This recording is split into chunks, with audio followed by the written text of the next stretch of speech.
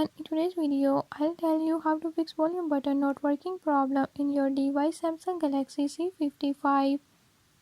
In this video I'm going to show you how to fix this issue.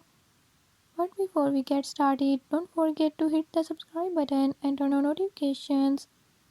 Make sure to watch complete video and learn how you can do it. Let's watch the video.